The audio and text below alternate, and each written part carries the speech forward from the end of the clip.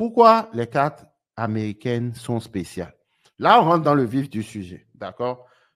Donc, les avantages des cartes de crédit américaines, comme je vous ai dit tout à l'heure, c'est soit une accumulation de points et de récompenses, c'est-à-dire cashback, miles de voyage, réduction sur les achats, ou vous avez accès à des limites plus élevées.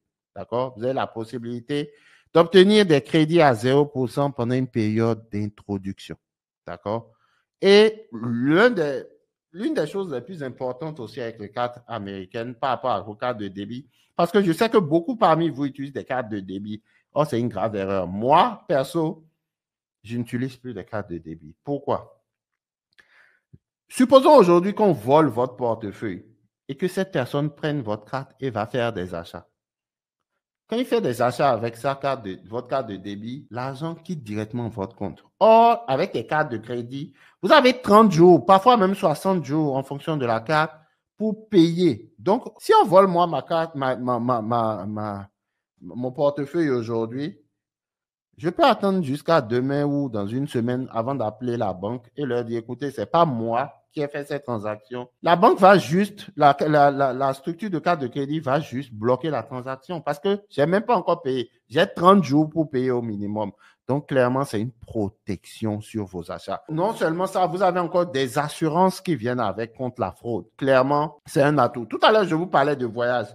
Moi, je voyage souvent et c'est avec ces miles-là que je voyage. Donc, clairement, les 6 derniers mois, par exemple, j'ai voyagé 9 fois sur l'Afrique. Et clairement, mes projets que j'ai là-bas, cela me permet de pouvoir être proche de mes projets sans saigner de ma poche. Donc, les cartes de crédit américaines comparées aux cartes de crédit de débit, par exemple, en Europe.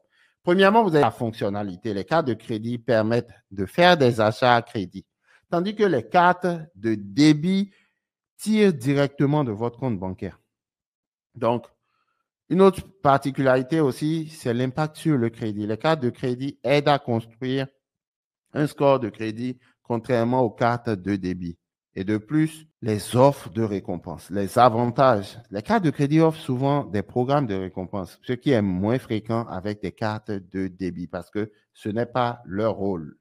Donc, clairement, les amis, les cartes de crédit sont rattachées, d'accord, à votre score de crédit. C'est leurs conditions d'obtention.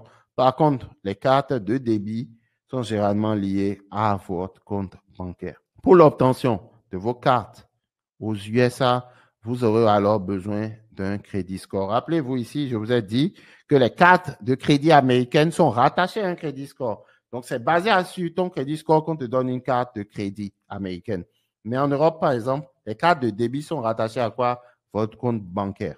Donc, pour obtenir vos cartes de crédit aux USA, vous aurez alors besoin d'un crédit score.